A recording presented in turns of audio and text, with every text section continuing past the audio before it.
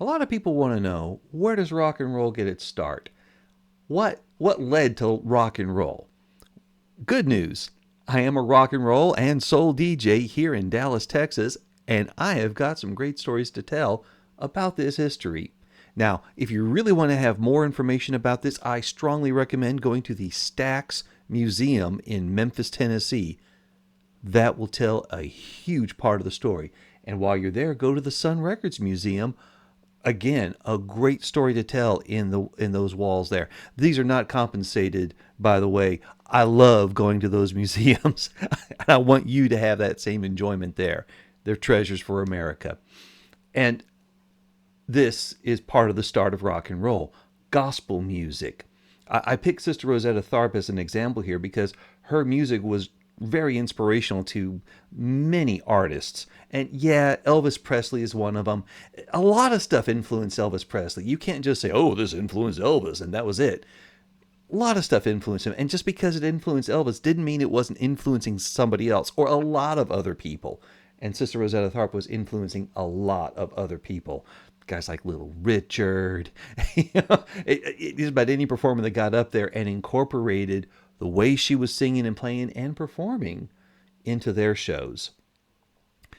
She's also of special note because you look at what she's playing there. That's the guitar. She was not just strumming along and singing. She was doing some really wild solos. Whoa! You would stop right. This is 1950 something in the middle of Mississippi, and she is going at it like Jimi Hendrix, or rather, Jimi Hendrix went at it the way Rosetta Tharpe did. You got to think of it that way. You hear these old songs and you think, oh wow, he sounds just like some modern person or some later person. No, no, no. The later person sounds like them. These are the progenitors. These are the pioneers. You get some Sister Rosetta Tharpe. Now, not everything she does is going to be rock and roll. Some of it you're going to go, this is an acoustic guitar and a traditional arrangement of a hymn. How is this rock and roll? Okay, point taken on that. But a lot of what she does when she's electric is rock and roll. And even that acoustic stuff, that's the music that a lot of people had to listen to. Go back in the day into the late 30s, early 40s. What's on the radio?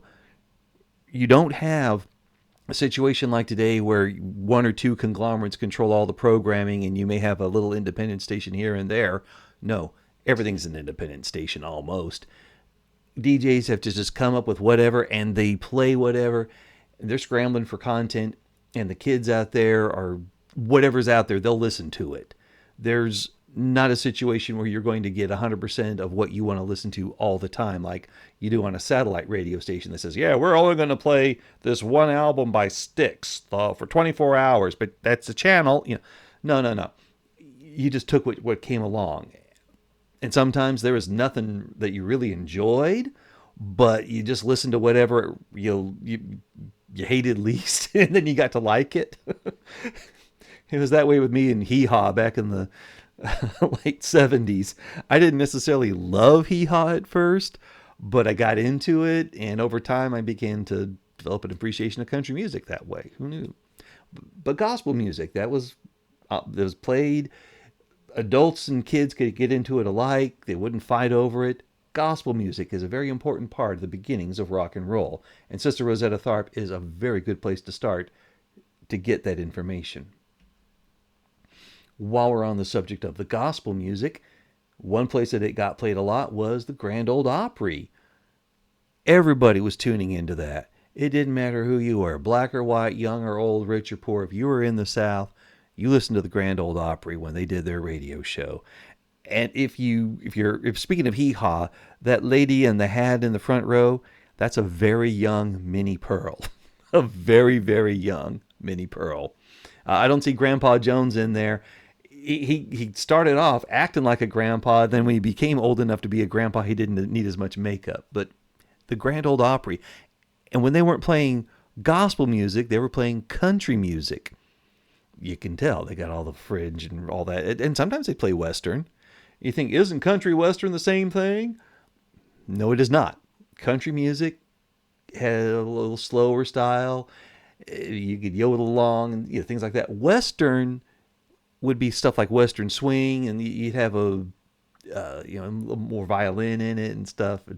I don't want to get into the details because honestly, a lot of times it didn't matter. Sometimes it was the same thing.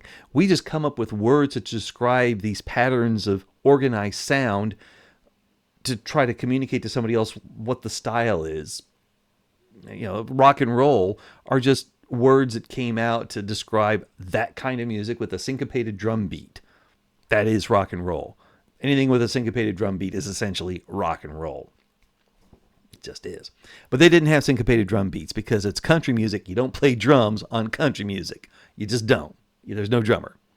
That's why Johnny Cash, when he was starting out as a country singer, he had no drummer.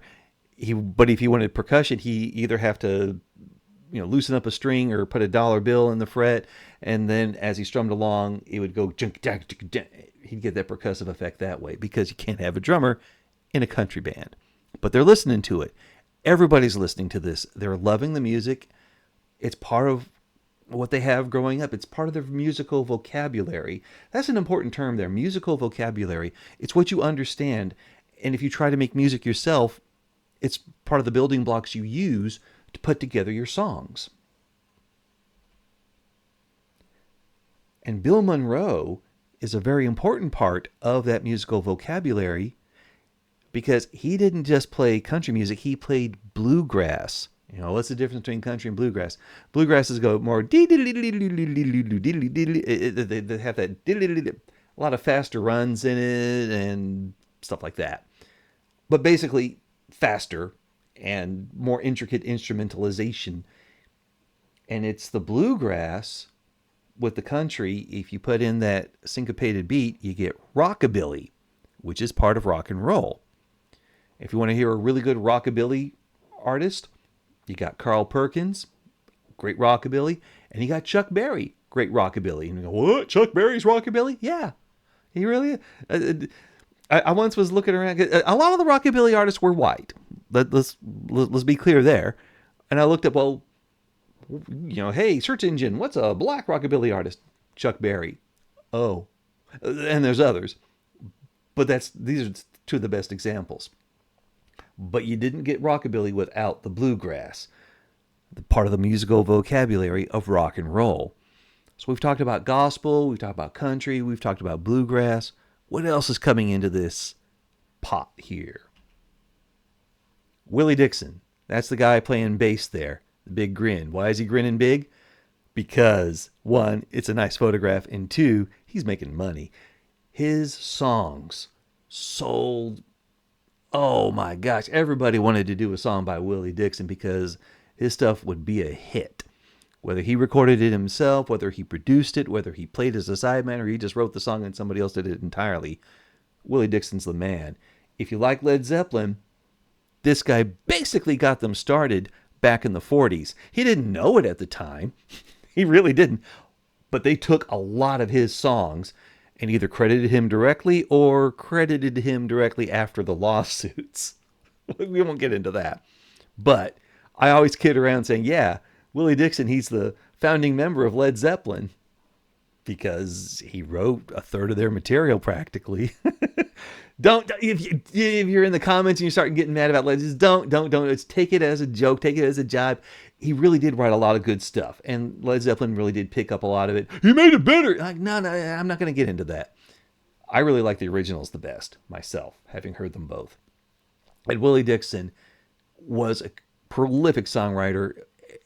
He is part of rock and roll.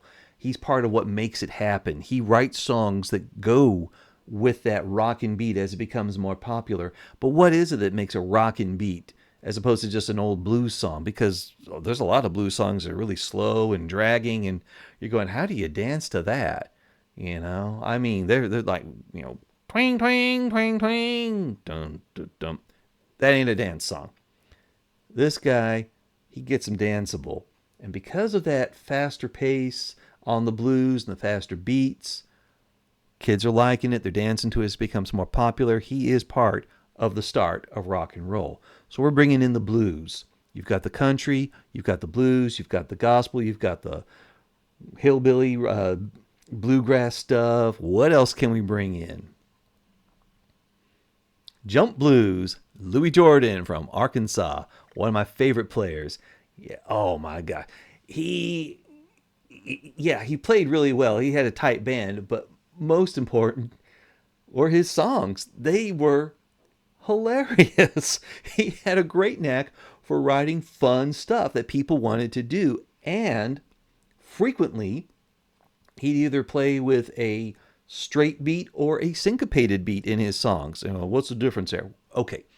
In the 30s, 20s, you have jazz, and that gives rise to swing. Well, the percussive element of swing would be a swing beat. Doom, chicka, doom, chicka, doom, chicka, doom. So, you know, you're emphasizing on the ones and the threes, and you have little, you know, stuff going on there, but you're focused on the swing because that's how you're doing your dancing. But if you go to a straight beat, 1, 2, 3, 4, 1, 2, 3, 4, you get more like a stomping dance style would come out of that, and you go 1, 2, 3, 4, 1, 2, 3, 4. That's 1, 2, 3, 4, 1, 2, 3, 4. Now you're rocking, you're rocking. And in fact, it was in his song Saturday Night Fish Fry from the 40s where he's saying they was rocking, they was rocking. Yeah, they was rocking. Do do do do do do. Yeah, okay. I don't do it justice. Go look it up. And the fact that I don't do it justice means I will not get a content hit for my rendition of that. It ain't it. But Louis Jordan is it. And I can't match the picture entirely, but you get Louis Jordan, you get some great early rock and roll. It wasn't being called rock and roll at the time. They're using the phrase "it was rocking," "it was rolling," yeah, but it really wasn't quite rock and roll yet. But you really do hear the building blocks coming together. And when you get his stuff from the '50s, oh yeah, the man's doing rock and roll then because that's what everybody else is doing. You ask guys like Little Richard, other influential people who started off early. What are some early, what are some songs that got you going that made you want to do rock and roll? They say, oh, nobody could rock like Louis Jordan. Nobody could rock like Louis Jordan. And he's doing it in the 40s. It was called jump blues, what Louis Jordan and others artists were doing. I guess because of the dancing, you'd be jumping around. It's a blues structure, but playing it, fast where you can dance and have fun with that. So jump blues, as opposed to just blues, jump blues is part of the process that gives us rock and roll. Western swing. What? Yeah, Bill Haley and the Saddlemen. I thought it was Bill Haley and the Comets. Later. But first, they were a Western swing group, Bill Haley and the Saddlemen. They had a violin player. They did the whole, yeah, like it's all Western swing. And you're how does that become rock and roll? Well, he started playing with a little more syncopation because he heard the music that was going around. It was popular. He wanted to include it in his act. And Bill Haley played a mean guitar. So you have these Western swing songs that he does in the late 40s where he's just ripping it up on guitar, and it doesn't quite fit with the Western swing. But when he changes his Saddlemen to Comets and does Rock Around the Clock around 1955, yes, now we have rock. That is rock and roll. He was doing rock and roll before that, but that was rock and roll. And Western swing brought in a lot of elements into that. Again, it's not country, it's Western. There's a difference. But Western swing is part of the big old gumball. It becomes rock and roll. What else goes into early rock and roll? Mahalia Jackson. Yeah, you're going, okay, wait, you already did the gospel. You already did the church. Well, I'm going to do it again because it comes in again. Now, Rosetta Tharpe was rocking along very early on. But Mahalia Jackson never did songs the same style that Rosetta Tharpe did. Her style is magnificent. And when you hear also with her the contributions from Thomas A. Dorsey, Not Tommy Dorsey, the band leader, but Thomas A. Dorsey, the gospel music writer. They paired up in Chicago as a singer-songwriter group. She would go out and just sing. I mean, look, guys, I'm telling you, if you haven't heard Mahalia Jackson before, you need to hear Mahalia Jackson. She could sing the phone book, and you'd buy that record because it would sound amazing. She could sing the phone book. And if you don't know what a phone book is, I'm sorry, I'm old. I can't explain them to you. She could sing a database. How's that? She could sing a spreadsheet, and it would be amazing. And Thomas A. Dorsey was an incredible writer. He gave us Peace in the Valley and a whole bunch of great songs. And when he was fueling her jets, they were unstoppable. So why Mahalia Jackson in particular? Well, two reasons. One, she was doing a show in Georgia once, and Richard Penniman, later became Little Richard, was standing in line just singing her songs, and she loved what he did, invited him on stage as an opening act. He sang and performed, and she paid him. He was astonished, like, why am I getting paid? She paid him because she said, you have great talent, you need to be a professional. So she launched Little Richard's boat. That alone is enough. But two, because her style is so much tied up in the church, in that church sound, she's part of the beginning of soul music as well. When artists don't just copy tunes from the church like Ray Charles did with "I Got a Woman," that's a church song. It's a peppy song, so he took it and rewrote it so it's not "I Got Jesus, I Got a Woman." No, it was "Must Be Jesus," and he turned it into "I Got a Woman." And everybody gave him a real hard time for that, for like, hey, how are you taking music out of the church and making it all secular? Right? And, hey, it's making me money. Woo! That's one thing, to take the church songs and rock them up, but then to also take the church styles, the soul. That's why it's called soul music, because it's taking the gospel style of, the way they phrase, the way they add little things here and there. That stuff becomes soul music, and you really hear soul music emerging it starts out in the late 50s. There's some soul acts. They start off as gospel. They were just rocking it up some more. Like Sam Cooke is a good example there. He was like Elvis, but singing Christian music. But when they say, take what you're doing with that stuff and make it into popular music, by the late 50s, early 60s, we have the soul that's making a separate branch off of the tree of rock and roll, if you will. So Mahalia Jackson, part of the roots of rock and the roots of soul. Another guy, a roots rocker here, Roy Brown. Another, like Louis Jordan, he did a lot of jump blues. And he was very early at incorporating those syncopated rhythms and talking about rocking. His song "Rockin' at Midnight," "Good Rock Tonight," he really used the word "rockin'" to sell his stuff, and he sold it. When you look at Roy Brown and you're wondering, why else should I know him? If you like Elvis Presley copied a lot of Roy Brown's moves, both vocal and on stage. You look at the microphone, by the way, it says CBBS. The C is for colored. America was segregated in this time period, and I should say hard segregated. There's some soft segregation that persists. I'm not going to get into that part, but the hard segregation made it where black artists and white artists were not treated the same, neither in live performances, nor in their recordings, nor in how they were sold. And you could have situations where a black artist would be making a hit record, and all the kids are going out buying it. And when the white kids were buying it, white record producers going, well, let's get a white guy to record that song. So when people come in, they ask for the song. You've got a big stack of those white guy records, and you put them on top of the black ones. They literally covered the black music. They didn't just, I'm doing my version. It was like, here's all the black ones in the stack, and then blunk, we're going to sell the white ones first. They covered them, like obscured them. And that is part of the story here.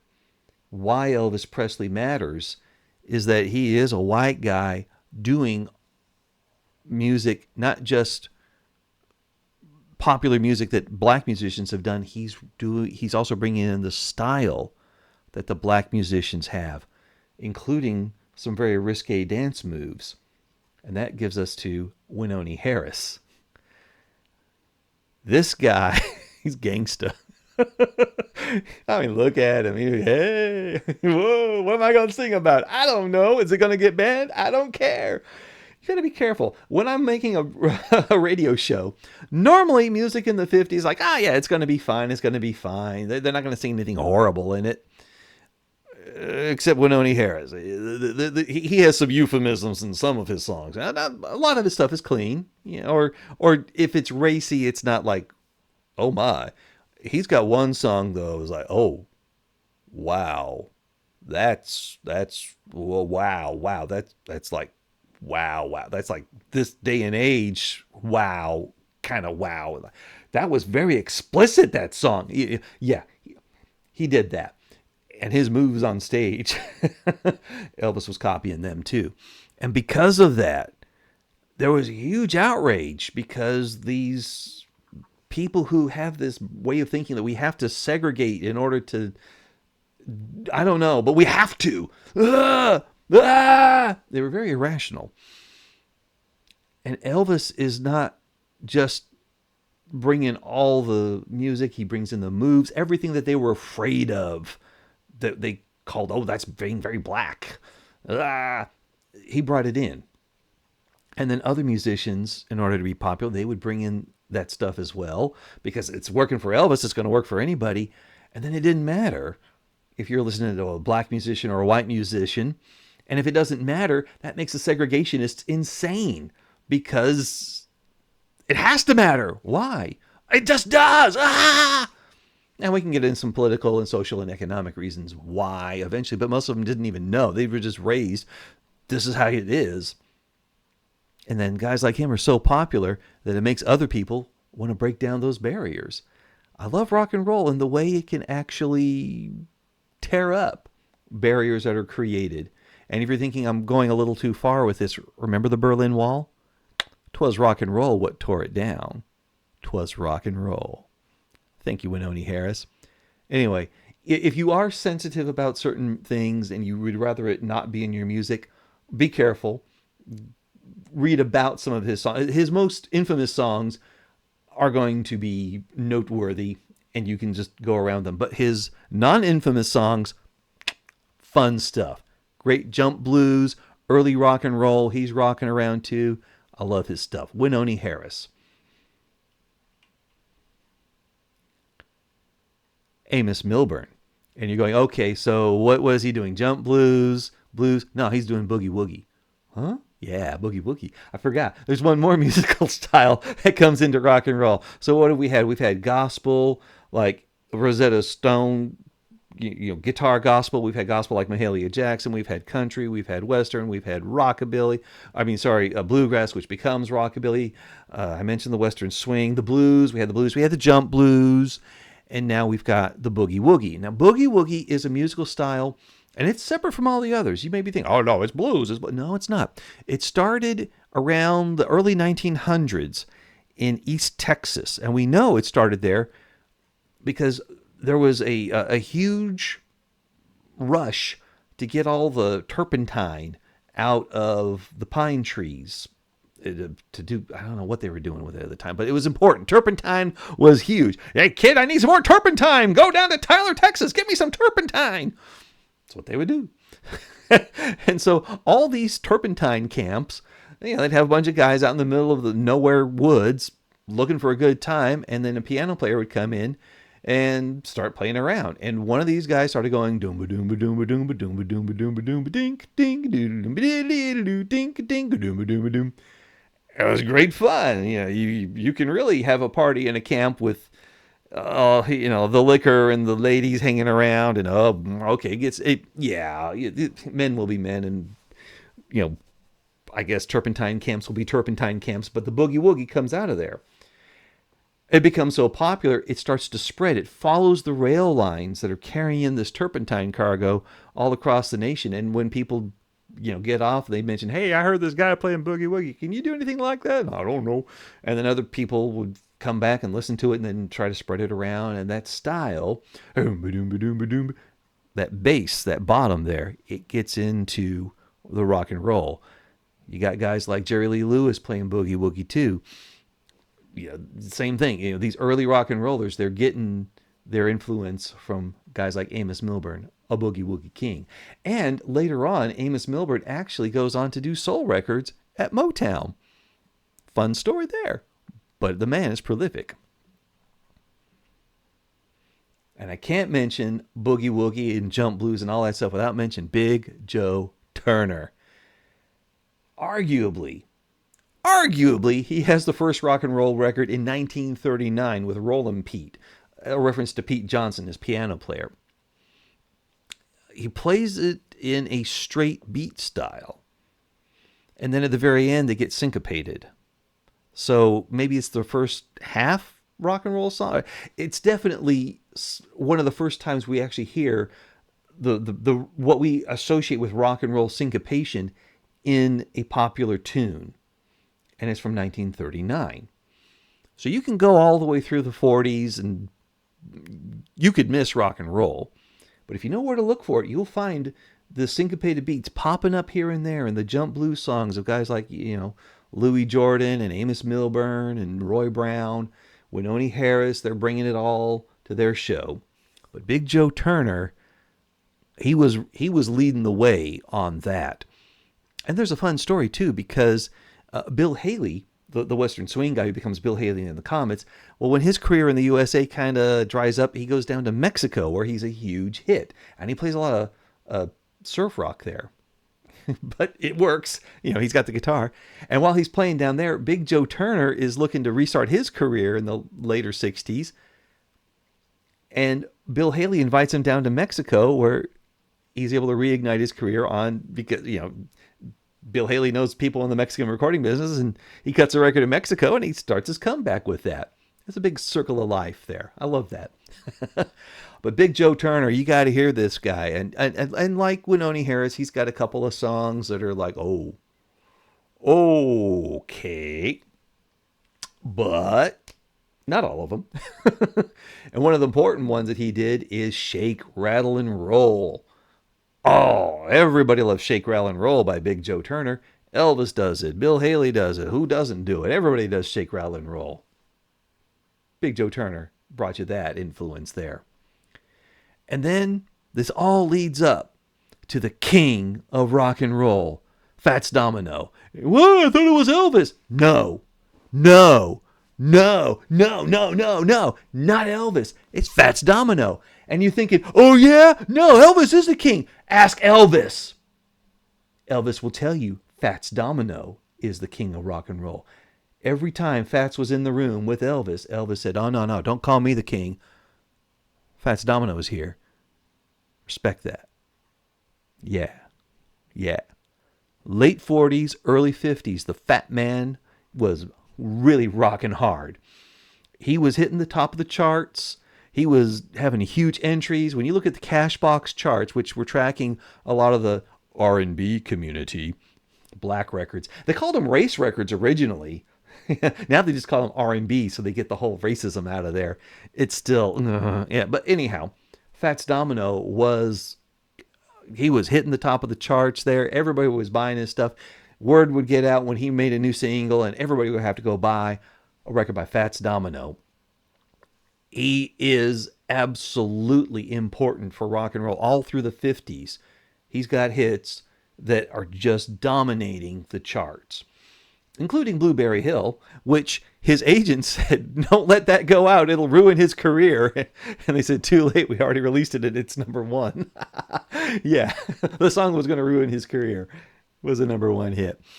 Fats Domino is incredible. And when you listen to his playing, it's more than just, his singing and songwriting. You hear he really has excellent playing. And in fact, not only is he one of the most important early rock and roll guys, he also invented ska music. Uh-huh. Yeah. Get his song "Be My Guest," and there's this like the horn interlude between the verses is ba da da da da da da da da da da ba da da da da da da da da da, and he's got that chicken chicken chicken chicken with the guitar. That's ska. That's ska. And if I'm doing it wrong, that's okay. It's not my fault. Go listen to a ska record, listen to a Fats Domino, Be My Guest, and then go, oh my gosh, the man invented ska. Yes. People down in Jamaica heard Fats Domino and they were losing their mind because he's so good. Why not? I don't blame them. I lose my mind when I hear Fats. They're losing their mind. and and they want to play music like that. And when people hear that, well, that sounds good in Jamaica. Well, then if I want to make it in Jamaica, I got to sound like Fats Domino. And ska came out of that. Yeah. So King of Rock and Roll is also the King of Ska. I was going to talk about the roots of rock and roll, but now I mentioned ska. But also soul. Because we wouldn't have soul without rock and roll. Without the popularity of rock and roll, we wouldn't have labels like Motown or Stax Volt, because they got their start as rock and roll labels. You get the earliest Motown songs from 1958, 59. It's rock and roll. You get the Stax Volt ones. Stax Volt was basically hiring everybody that left Sun Records because when they folded up their shop.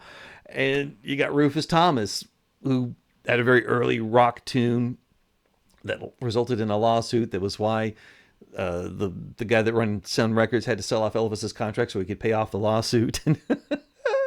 Yeah, Rufus Thomas. Yeah, he's an old guy. Yeah, all these guys in Memphis on Sun, they're going over to Stax. That's why if you ever go to Memphis, and you should go to Memphis if you love rock and roll, go to those museums, the Sun Records and the Stax Volt Museum. Do Sun first because it'll feed right into the Stax Volt one. Plan on spending the entire day, because if you like to read every exhibit, and if there are people with you who don't like to read it, go tell them go see something else. Pick me up here at midnight, and then I'll be done. You know? Yeah, that's good. But definitely get into the roots of rock and roll. Get into the history of the subject. Look up other things that lead you down different paths, and then come back here for more discussion of rock and roll history and soul history and stuff like that.